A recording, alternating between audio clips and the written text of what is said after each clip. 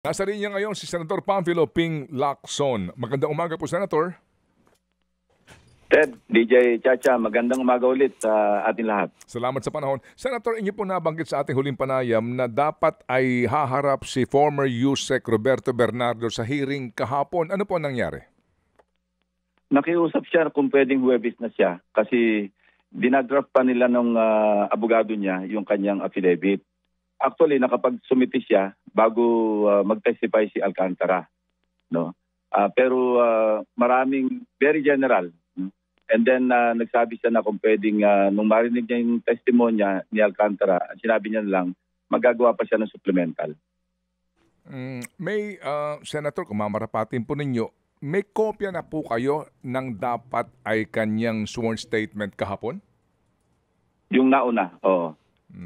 Opo. At yun ang pag-uusap niya, kung pwedeng sa na Tuesday, kung pwedeng Huwebes, kasi nga marami pa siyang nire-recall sa kanyang alaala.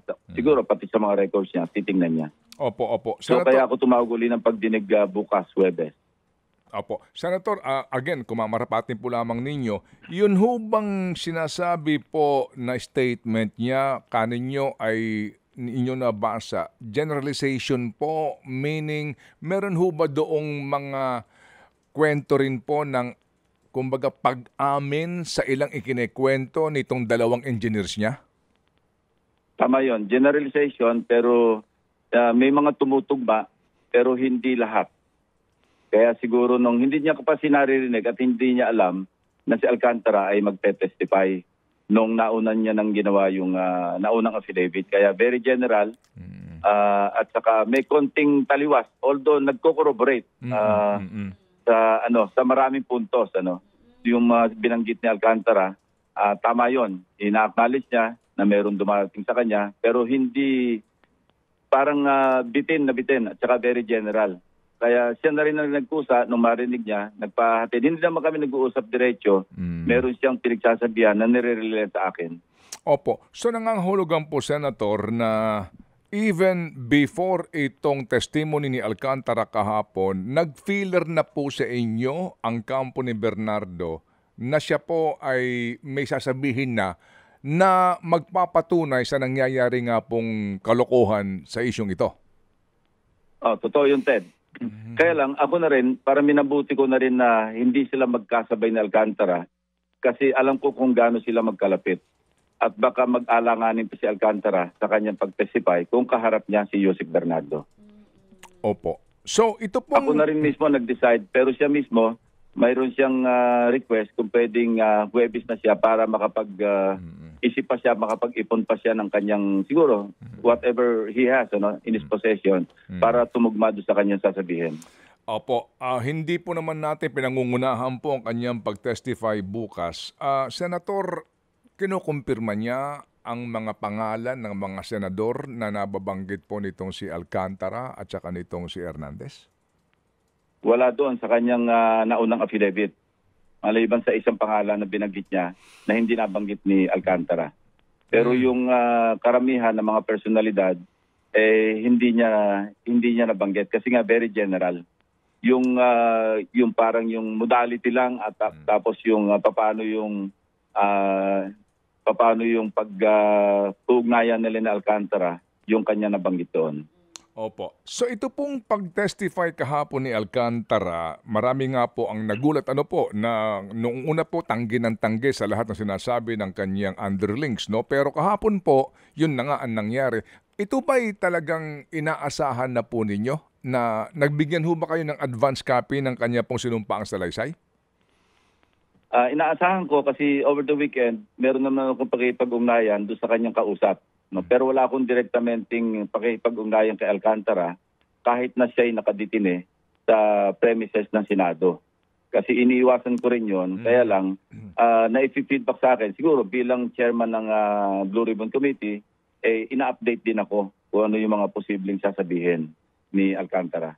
So yes, informed ako, well-informed. Opo. At yung pong kanya sinumpaang salaysay naman ay nakuha ninyo ang kopya in advance at nabigyan niyo po ng kopya ang mga miyembro ng komite.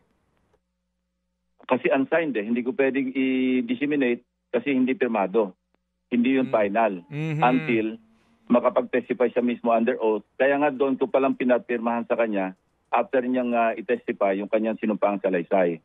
Doon lamang pwedeng i-distribute yun. Alam mo, yung pagnotaryo naman, siguro, para ministerial, kasi under oath naman niya tinestify yun. Pero kung meron naman akong advance copy, hindi ko pwede itong ibigay sa aking mga kasamahan. Una-una, hindi pirmado eh. What if nagbago siya ng isip at hindi niya tinuloy? Oo nga po. Tama naman po. Senator, doon po sa statement kahapon ni Alcantara, para lang humaintindihan ng iba, bakit po kinakailangan siyang dalhin muna sa DOJ? Kasi I think ina-update din nila ang DOJ sa kanyang ginagawa. At parang meron na silang parang preliminary na pag-uusap na kung po pwede ba siya na ma-admit sa Witness Protection Program. In the same manner, na yung Diskaya couple, na ipatawag na rin sa DOJ, nag-report na rin doon, pina-escorta namin sa USAA para magkaroon ng evaluation. Ganon din sina Bryce at saka yung iba pa. Kaya nga tinanong ko kahapon si Secretary of Justice Remulla na hindi pa sarado yung ang pintuan ng WPP sa iba pang mga resource persons na pwede mag-apply. At sabi naman niya, yes, open lahat. Pero siyempre, subject sa evaluation ng DOJ kasi sila na may poder doon eh. At saka may jurisprudence yan eh. Yung pag-uusapan kahapon, pagtatalo, tungkol sa restitution, Ted, may jurisprudence yung parang Gingona versus Court of Appeals eh, na kung saan binibigyan ng Korte Suprema ng enough leeway yung DOJ kasi may separation of powers na hindi. Di ba Ted, DJ Chacha, pagka halimbawang may preliminary investigation pa nangyayari, analogy lang ito, no? Hindi ito pwede panghamasukan ng korte. Kasi nga may separation of powers. Yung tungkulin ng DOJ na mag-determine ng probable cause, hindi pwedeng saklawan ng Korte Suprema o ng korte unless nasa poder na ng korte. Pwedeng i-reverse ng Korte Suprema ang anumang korte, yung lower court, kasi meron tayong hierarchy of courts na tinatawag. Pero habang nasa poder pa ng Department of Justice o nasa level ng prosecution, hindi yan panghihimasukan ng Korte Suprema unless meron tinatawag na grave abuse of discretion. Ngayon, yung WPP, yung Witness Protection Program, ito'y talagang nasa poder ng DOJ. At kung magpo-formulate, kasi nakalagay doon sa batas, hindi ito na talaga kahapon kasi ayaw na natin pahabain yung mga inire-raise na issues ni Senator Marcoleta kasi sayang yung oras kasi kailangan mag-session kami ng 4 o'clock. Anyway, nandun maliwanag yun na ang magpo-formulate ng mga polisiya na mga guidelines, DOJ. So maski wala sa enumeration, sa qualification, yung restitution, nasa poder pa rin ng DOJ bilang parang mother agency nitong WPP kung anong mga polisiya, kung anong mga guidelines ang pwede lang ipatupad sa pag-admit sa Witness Protection Program ng sino man. Opo. Kumbaga, ang implementing agency nito ay DOJ. Yun po yun eh. Sila ang implementing agency. At kung sakasakali po na may grave abuse of discretion, questionin nila kung sakasakali. Hindi in Tama. Hindi in advance. Okay. Anyway, so settled na po itong isyong ito. Inyo po na ipaliwanag. Mamaya din po meron kaming dean ng College of Law po na magpapaliwanag dyan kung bakit gano'n nga po ang gustong mangyari po ng DOJ sa isyong ito. Now, Senator, yung pong ito pong... May dagdag ko lang. Kasi kung ihintayin pa natin yung korte magde-decide do sa parang forfeiture, di ba? Dekada yan. Alam mo, Ted, wala nang aabot. Tama yung explanation ni Secretary Remulla, Ayaw lang pahabayan yung usapin. Pero ihintayin mo yung korte, yung civil forfeiture, dekada, ano pang aabutin mo sa mga kinita ng mga ito? Na pag-aari naman ng gobyerno kasi nga government funds ang kanilang nilustay. Kaya tama lang, very practical. At saka expeditious yung hinahanap ni Secretary Remulla. Kaya hindi ko maintindihan ano yung pagtatalunan namin. Tama lang naman yung estado at saka walang nilalabag na batas. Yung sinasabi ni Senator Marcoleta na wala sa batas, wala nga. Pero DOJ may poder dun eh. Ano bang pakialam namin kung ano yung pamantayan ng DOJ para ma-admit ang isang testigo o isang akusado man o testigo sa Witness Protection Program? Wala kaming pakialam dun. And again, Your Honor, in case magkaroon nga ng grave abuse of discretion, questionin mo. Yes. Yes. Opo. Idulog ba sa korte? Opo, yes sir. Questionin mo, oo. Opo, yes sir. Hindi sa Blue Ribbon. Opo. Yun nga po, no? So, anyway, at least tomorrow, hindi kayo masyado magmamadali, Senador, no? Oo, wag lang guluhin ng napakahaba. Opo. Anyway, so Senator, ito nga po ito pong usapin ng statement nitong si Bryce, no, at saka nitong si Alcantara. Sa inyo pong ngayon na actual, kumbaga sa pinakahuli, lumalabas po ngayon na meron na pong kumbaga corroborative statement itong si Mendoza, itong si Hernandez with Alcantara around. At ang missing link na lang dito itong si Bernardo. Correct. Hindi naman missing link kasi na-establish na rin sa testimonya ni Alcantara. Marami na rin siya napahayag. Kaya lang, baka may dadagdag pa o kaya may corroboration pa manggagaling kay Yusek Bernardo. So kumbaga, mas titibay po itong statement nga nitong itong mga engineers na ito. Ito pong si Bernardo, sir, as in wala kayong ugnayan sa kanya.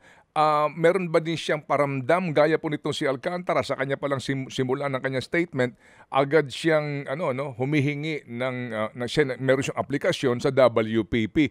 Ito bang si Bernardo may ganoon na pong agad na paramdam? Wala naman, pero I suppose I can just we should expect or anticipate na nasa dulo rin ng pag-iisip niya na baka sakaling siya ay maipasok din sa Witness Protection Program at ma-admit as either as an ordinary witness or as an accused na possibly maging state witness. Okay, sige po.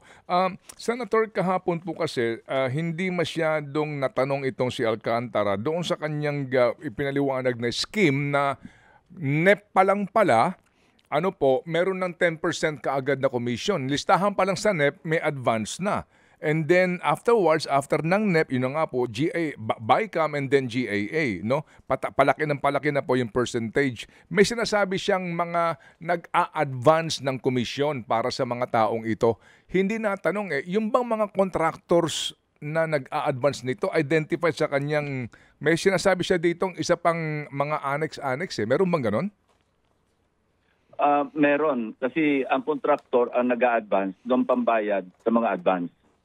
Kasi tulad halimbawa, doon nga hindi ko ma-reconcile kaya naitanong ko, kaya lang, yun nga goal sa oras Hindi ko ma-reconcile bakit National Expenditure Program pa lamang nakakapagbaba na ng pondo at nakakakuha na ng 10 to 15% advance na ayon kay Alcantara na si Bernardo bilang USEC for Operation sa Luzon, siya yung nagbababa ng mga items sa NEP pa lang. Hindi pa nga batas yung TED Opo. NEP pa lang yun Tatlong hulugan nga NEP, BICAM, GAA.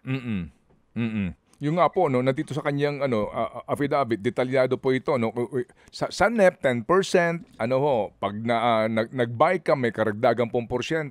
Yun nga po kasi if you recall, Senator, kayo din po nag-expose nung text itong si Cabral, di ba? Baka may gusto na kayong ipasama sa NEP. Hindi ho ba yun na sa NEP pa lang, nagsasaksak na ho sila ng mga listahan na sigurado sila na masasama po sa BICAM at saka sa GA para nga makapag-advance na rin yung mga mangungrakot? At yun nga, tinatanong ko kay Secretary Bunuan, ang tawag niya Leadership Fund. Maski anong tawag mo dyan, hindi illegal yun Kasi ang 4 na phases, di ba Ted? Preparation phase, ito yung nagpiprepare ng NEP ang executive branch. Tapos pag transmit sa Senate, authorization phase, ito yung legislation. Pagkatapos, pagkapasa ng GAA, ibabalik sa executive for yung implementation phase. Pagkatapos, yung tinatawag na accountability. Dito na papasok yung COA, dito rin papasok yung oversight ng Kongreso. Yun nga po. Pero nga, parang ito na nga po ang naging kalakaran. Doon pa lang sa NEP, sa listahan pa lang, masyadong daring yung mga kontratista at ang DPWH. Sa NEP pa lang, humihingi na ng advance. So kapag nakonfirma doon sa BICAM, kumpirmado na yan, kasama na yan, kukuha na po ng panibago. Paglabas po ng GAA, panibago po ng pagbuo doon sa 30 o 35% noong proponent. Ano po, mukhang kalakaran na po ito. How do you stop it now? Well, di ba napag-usapan natin last time, Ted, yung original sin?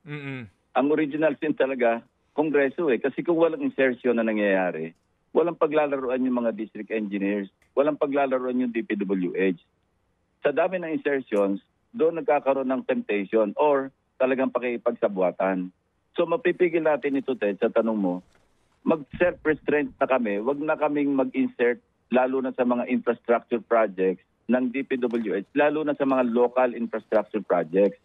Kasi ito yung level ng district engineering offices 50 million hanggang 150 million DEOs.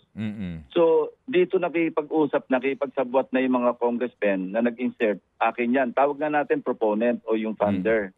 Sila kasi yung responsable. Kanya-kanyang akuan yan Ngayon, may mga congressmen dahil siguro sa poder nila sa Kongreso, maski hindi na distrito, nakakapag-insert sila. Tapos merong doble gastos ang gobyerno o doble taga kasi bukod doon sa merong 20 to 25% sa proponent, merong 5 to 6% sa passing through o pass through. Ito yung district representative na merong jurisdiction sa kanyang distrito. So isipin mo, kung yung district representative lang ang pwede mag-insert sa kanyang distrito at walang pwede makialam, 20 to 25% yung natipid. O kung tataasan yung tara niya, wala na yung additional na 5 to 6% on top of the 20 to 25%. So, nangyayari ito kasi alam naman natin, Ted, yung party list, wala naman silang distrito. So, kung saan-saan sila mag-i-insert ngayon, papunta kung saan distrito. Pero yun nga, doble taga ang gobyerno, pwera pa yung taga ng DPWH, pwera pa yung taga ng, di ba, pati yung COA, 0.5 to 1%. Lahat may taga Opo, pati nga taga-COA, meron na rin pong hinihingi Di ba na proyekto kahapon And kasi ang issue naman ni Commissioner Lipana, kasi ang asawa niya kontraktor. Pero minsan, may balita kami, namumuwersa na siya sa mga kontraktor. Siyempre COA, o namumuwersa na rin siya sa DPWH para siya mismo makapasok na doon sa makialam na at magkaroon ng tara. Ang sasalaysay ni Alcantara parang umabot ng 1.5 billion yung para kay doon sa commissioner ng COA. Opo, yun mismo. Lantaran na po ito na kumbaga isang pang issue yan na sa impeachable offense nitong isang impeachable official. Senator, balikan ko lang po itong kalakaran na ito. Ngayon po kasi sa Kamara minamadali na naman nila ang budget, no? So ang DPWH mukhang lusot na. Sa inyo pong panig kasi kung pupuntahan natin tong mga attachment po ni Alcantara, dito nga po nakakalagay yung appropriations. Di ba pare-pareho 100 milyon, meron pong 80 million. And then, sa ngayon din po na sinasabi nitong si Bryce na ang mga proyekto ho pala nila sa Bulacan model, talaga namang overprice nila para habulin nga yung tara, no? Yung mga lagayan. So, kumbaga, yung plano, sinasagad nila para ho sumobra. So, sa ngayon pong mga revelation na ito, ano ho ang tingin nyo sa DPWH proposed budget? Baka naman puro na po ito overpriced. Kasi nga, ito ho yung kalakaran na mukhang sa buong Pilipinas na ito. Paano kaya itong kasalukuyan pong proposed budget po ng DPWH? Naalala ko tuloy yung statement na ginawa ni Congressman Leandro Libiste. Di ba sabi niya, baka pwede bawasan na natin ng 20% yung across the board, yung proposed budget ng DPWH. Kasi nga, yun nga, in-overprice para meron silang leeway na pag kaya lang, nag-overprice na nga, hindi pa kontento, sinubstandard pa rin. So, nagdoble. Meron na silang in-overprice yung estimate para meron na silang makukuha. And yet, nag-substandard pa o nag-ghost pa, sinagad na. So, paski halimbawang bawasin na natin across the board, okay, alam naman natin nag-overprice pala kayo. So, kung nire-request nyo, halimbawa 500 billion, bawasan natin ng 20%.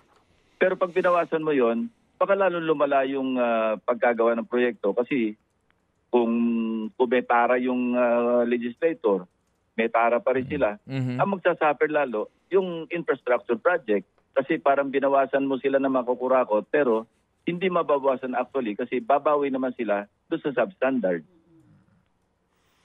Uh, Ang hirap, Ted. uh, Parang nasa sa amin talaga eh. Alam mo, kaya nga nabanggit ko na sa inyo ni DJ Chacha, talagang dapat talaga madala yung original sin, dapat talaga mag ano na eh. Parang ano na, mag self-restraint na lang kasi pangalawa na ito, tapos na yung gravitation na police, ito naman yung flood control. Ano yung susunod? Senator, ngayon po sa House, no, may binawas daw, di ba, 200 something billion na pondo from DPWH at ni-realign nila sa kung saan-saan. Pero meron na naman sila nilagyan sa AIX naman, no? Sa ayuda at sa halip po na mas nabuo sa edukasyon. Ano po yung take dito po sa gantong uri po na nagbawas ka nga sa DPWH, naglagay ka na naman dito sa mga pwede rin po namang pakinabangan ng mga politiko sa masamang pamamaraan. Meron kasing kaisipan na kung binawas mo na, edi wag mo nang lagyan ng kahit na saan kasi nga at least bawas utang natin. Actually, hindi sila nagbawas kasi kung natatandaan mo, Ted, di ba, nag-irata yung ano, dati may problema na kasi yung proposed budget ng DPWH. So, ang ginawa, di ba, ang nagkaroon pa ng usapin na ibabalik yung buong NEP na sa tingin ko naman, at ganoon din ang tingin ng Malacanang, hindi po pwedeng ibalik yung NEP kasi budget proposal pa lamang yun at nasa poder na ng Kongreso. Ang po pwede, irata.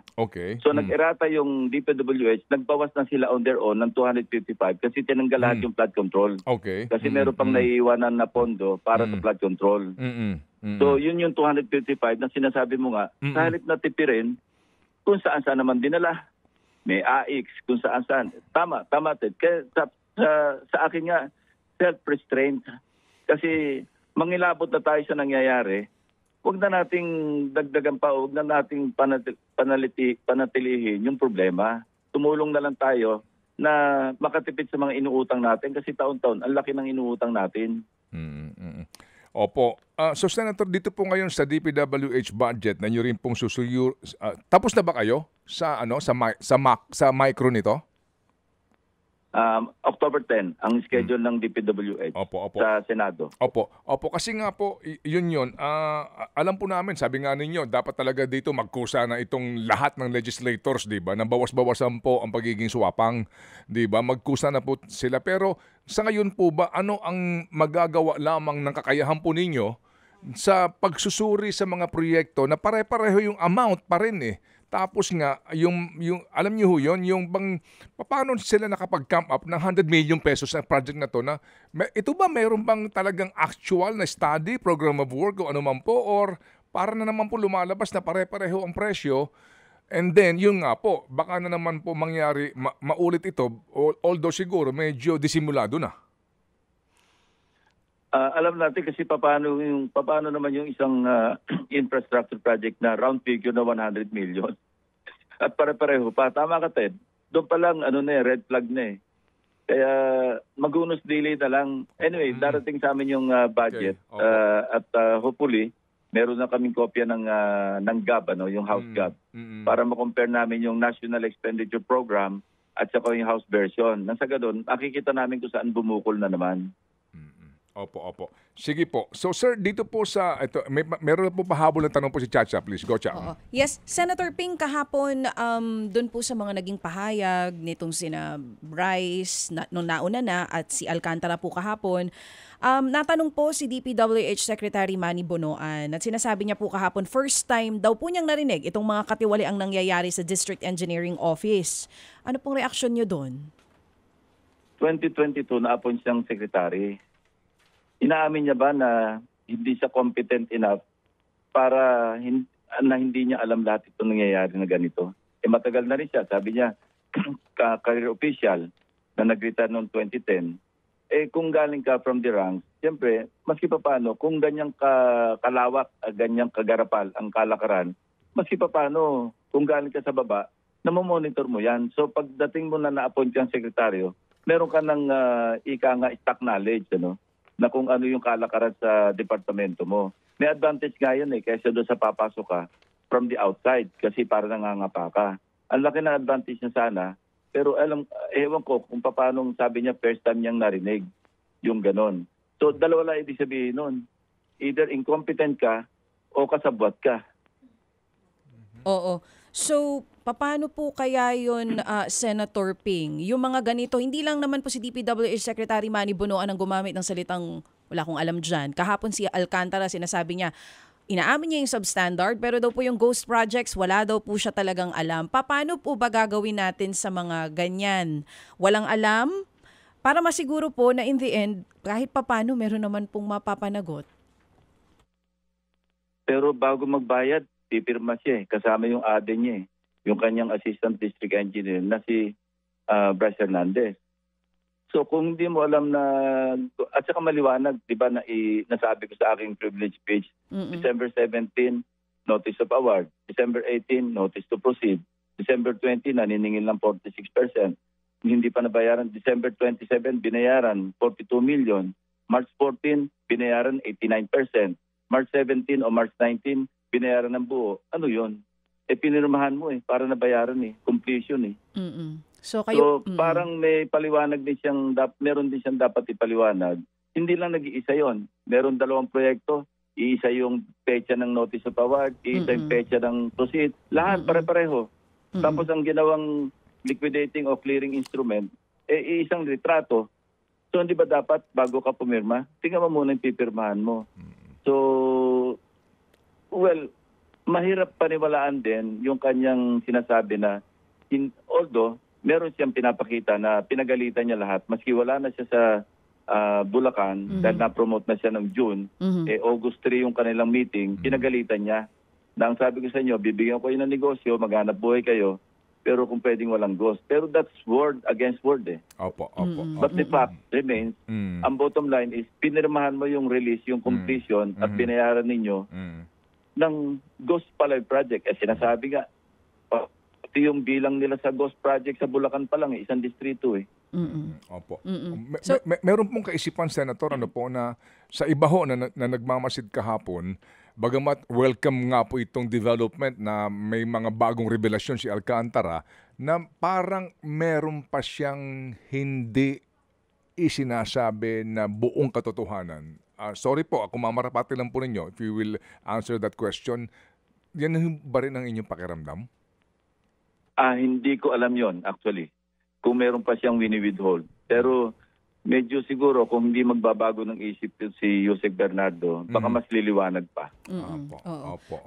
Senator Ping, kahapon may nabanggit po kayo, sinasabi nyo sa hearing, microcosm lang to o parang ito yung refleksyon ng maliit pa lang ito sa talagang malaking problema na meron tayo dito pa lang sa DPWH. Is it high time na lahat ng District Engineering Office po sa buong bansa magkaroon ng evaluation? Kung tama ba ang sistema nila? Ayoko pangunahan si Secretary Dizon, pero dapat na inventaryo. Lahat na. Kasi microcosm, kasi ang daming pumapasok sa aming mga information sa iba't ibang lugar. Hindi lang namin mabigyan ng atensyon kasi ma-overwhelm kami. At meron ng ICI, sana matingnan nila ito. At sa loob mismo ng departamento, mag-inventaryo na sila. Total, meron namang sumbong sa Pangulo website, may DPWH website. Makikita naman nila yung estado. Meron nga balita na isang lugar ngayon nagkukumahog na ayusin kasi gumuho Saan po yan? Flood control project sa ibang lugar. Saan po yan? Ganon. At kami, nakalimutan ko pero parang Muntalban ba o ano? Dito lang sa Rizal Oo. Opo. Yung pong sinasabi nyo, Senator, na iba pang mga lugar, based on your knowledge mismo, base din sa pagsasaliksik nyo, aside from Bulacan, ano pa yung matitindi na ganito kalaki ang kickbackan? Anong mga lugar yan? Well, Tarlac. Kasi for example, kasi nung bumubukol na sa Bulacan, di ba, sabi rin ni Alcantara, mahalata ng masyado. Maghanap ka ng ibang engineering district offices. Maghanap ka ng ibang region. Kaya nga kumalat na napunta na siya hanggang Tarlac, Pampanga. Dahil nga bubukol Ang laki So, ganun, kung nangyayari ito, at yung halimbawa, assuming na yung nangangasiwa, yung proponent, nakapaglagay din siya sa ibang mga district engineering offices. So, sa Bicol, marami rin. Sa Visayas, marami rin. Sa Eastern or Northern Samar. Maraming report. Kaya lang overwhelmed na nakaka-overwhelm. Isang committee lang kami na in aid of legislation. Ang ginagawa na lang namin, ano man ang makuha namin, pinapasa namin sa ICI o in this case, sa DOJ or sa TPWH. Yung kahapon, biglang may bagong development. Nagbago na naman ang isip ng kampo ni Bryce Hernandez kasi tumawag yung DOJ at pinagpapaalam dahil ang decision daw ng mga lawyers ni Hernandez sa ICI ibigay yung computer at sa DOJ na raw. So sabi ko, wala naman tayong choice kasi kanilang computer yan kay Bryce yan Kung saan niya gusto dalhin yan, wala tayong. At binigyan ko na rin ng instruction, sabi ko kay Senate President, pati yung mga nakuha natin, total shield pa naman yun, i-turn over na rin natin sa DOJ para sama-sama na lang yung lahat ng dokumento na nanggaling kay Bryce Hernandez. Kasi magkakalat-kalat yung mga ebidensya, hindi maganda. Walang focus. So hanggang ngayon, nakasil pa yung nakuha namin, except yung computer nga, kasi nga, may nang himasok na si IDG doon. At napag-alaman namin, merong a certain Joe Elaine Collado. No? Kasi nung nagpaalam daw si Bryce na gustong kausapin yung kanyang ama doon sa bahay, pinayagan ni General Aplaska, yung aming Sergeant at Arms. Pero pinabantayan nila, bukas yung pinto habang nag-uusap yung mag-ama. Napansin ngayon ng OSAA, nasa kabilang kwarto pa, may nakabukas din pinto at parang may kinakausap si Bryce Hernandez. So pinasok nila, at nalaman nila, ang kausap, Elaine Collado. Nung chinek namin, meron lawyer na Joe Elaine Collado na kinakausap ni Bryce, parang doon nagbago ng isip. So, merong may malis Hindi siya, kaya yung sinabi ko nga na, yung kanina napakinggan ko si Attorney Fortune, sinasabi niya may threat. Hindi yung threat. I was just stating a fact na ikaw may kontrata ka sa Blue Ribbon na magpupuli cooperate ka. Pero kung hindi ka na magpupuli cooperate, at titigil ka sa pagko-cooperate, nasa poder naman ng Blue Ribbon, nasa right naman o prerogative namin, i-terminate na yung legislative immunity mo or hindi ka namin i-recommend sa WPP. Kasi ang usapan niya, kaya ka nagle-legislative immunity, kasi pagpupuli cooperate ka Pero bakit ngayon, mini-withhold mo yung computer mo at ayaw mo ibigay sa Blue Ribbon na yun entirely, purely Senate operation. Bakit biglang sasabihin mo ayaw mo na i-turn over at gusto mo i-turn over sa ibang ahensya o sa ICI, kung saan man? Sa akin, that's fine because that's your computer. Pero nasa poder din namin na teka muna. May kontrata ka sa amin although walang written contract, pero yun ang usapan natin. Before we granted your legislative immunity, ang commitment mo is magpupuli cooperate ka sa komite. No, nagre-renege ka doon sa iyong commitment. Teka muna, exercise din namin yung aming, mali yung sinasabi ni Attorney Fortune, with all due respect, na kami nagte-threaten. No, it is not a threat. It is a statement of fact. Yes, sir. Yes, sir. And that's very clear now. Ano po? So, kumusta po ngayon ang kanyang legislative immunity sa kanyang pag-testify po so far kahapon?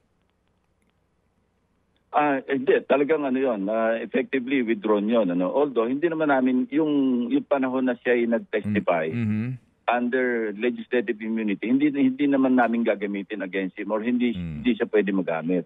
No? Ang una kong ang instinct doon, i-strike off the record Ang sabi ng aming General Counsel, hindi, kasi voluntarily given yon. So anyway, pag-usapan namin yung sa komite kung anong dapat gawin doon sa na-testify na ni Bryce Hernandez under legislative immunity. Opo, pero ano po yan, Senator? Sa kanya humang pagharap, bukas halimbawa, will that be placed on record na you're testifying without the legislative immunity o paano po? Yes. Kahapon, kasi nga, kapos sa oras, nakaligtaan ko na lang na i-manifest yun. Na nagte-testify siya not under the condition of a legislative immunity. Will that... at saka, ang napag-usapan din namin ni Senate President kahapon, siguro after Thursday, kasi pati yung aming, lalo ako, yung participation ko sa budget deliberations, medyo apektado. So siguro after Thursday, after tomorrow, medyo mag-reassess muna kami. At the same time, take a break para din makapag-focus kami sa budget deliberation. Kasi marami akong gustong mag-attend sana sa mga agencies. Hindi ko na-attendan nga kasi nga dahil sa Blue Ribbon na trabaho. Opo. Yun ho bang pag-alis sa kanya ng kanyang immunity, will that be a body decision ng komite? Pagbubutuhan pa ho ba yun? Pag-uusapan namin, actually. Okay. Pwede naman i-caucus na lang yun. O Okay. kaya, pagbutuhan doon sa mismo komite. Kung mayroong mag-motion na alisan siya ng immunity, siyempre, pagbubutuhan yun. But will that, it might affect the testimony now of Bryce Hernandez kung kinakailangan nyo ng corroborative statement para palakasin po ang statement ni Alcantara at saka nitong si Bernardo in case? Yun ang i-assess namin kung ano magiging impact o magiging epekto. So, ipa-plus minus namin yung ipa-pros and cons namin, i-metrics namin kung ano yung advantages o disadvantages. Okay, sige po. Sender, going back dito po sa statement po ni Alcantara, may klaro na ho kaya bukas yun, Senator? Please, I hope you don't mind. Ano po? Yung to remind you, doon sinasabi niya na yung kinokolekta nilang pera, pang-advance daw po kay Saldico, etc., ay ina-advance ng mga kontraktor. So, sino-sino mga kontraktor yun na ang lakas ng loob po na magpaluwal muna sa kanya ng cash?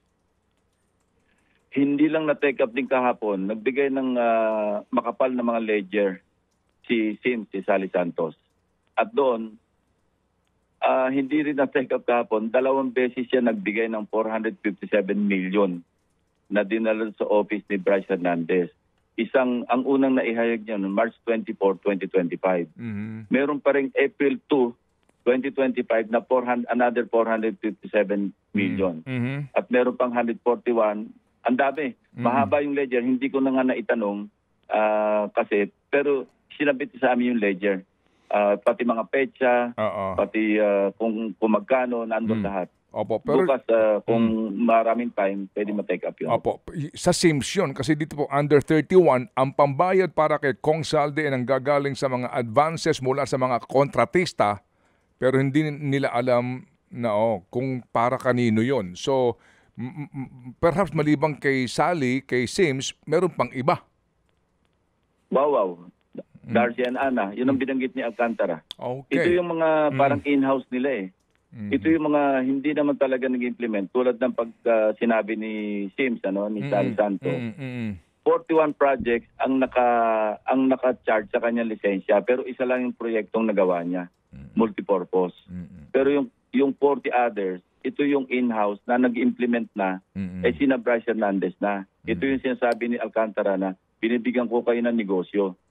So sila na nag-implementa. Mga puro civil engineer, sila na yung may responsibilidad, ginogos pa nila. Opo. Kasi nga, para may panlaro sa casino. Opo, at saka nga din sa laki din po ng ng toka sa kanila to produce the kickback. Senator, si Saldi ko kasi ang appropriations chairman magmula po ng manungkulan ang pamahalaang Marcos. So ang laki ng kanyang mga insertions, So ito po Bulacan pa lang ito. So yung Mindoro meron din siya doon. So ito po yung nagkalat na mga baksak niya ng mga pondo, kumbaga, ng kanyang mga parking sa buong Pilipinas? Iyan ang dapat inventaryohin ng DPWH, if I may suggest. Opo. So ano ho ito? Kumbaga, Senator, sabi nga ninyo, ang dami niyo hong trabaho dyan. So nangangahulugan po na itong Bulacan case ay case study lamang, pati yung Bilurgar na Mindoro, and then yung ilan po sa Pampanga, na talaga po nangyayari ngayon sa bawat distrito sa buong Pilipinas. Yes, sinabi ko naman sa una kong privilege speech, case studies lang yun 6 na case studies.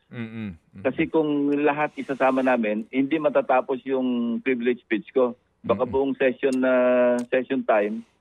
period, puro privilege speech na lang. Kaya namili na lang kami randomly ng mga case studies. At sa case studies na sa unang privilege speech, 6 na kagad yung ghost project eh. Each case study merong ghost project. Oo nga po. Mapa Mindoro man ito, Mapa Bulacan, Mapa Bawang, Mapa Candaba. Opo. Sige po. So Senator Ping, bukas po, ano pong aming aasahan sa inyo pong pinatawag po na ito pangatlong committee hearing ng inyo pong komite sa Blue Ribbon bukas po, Senator?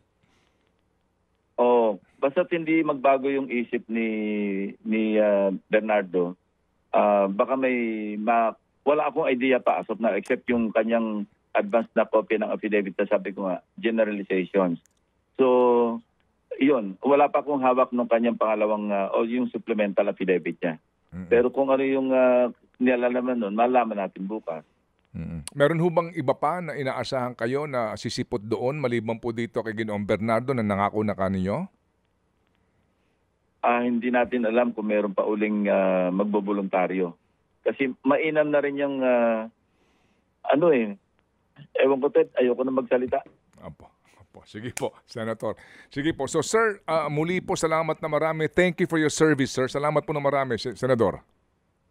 Maraming salamat. Apo. Thank you. Mga kapatid, brothers and sisters, saan ka pa? Dito na tayo sa totoo.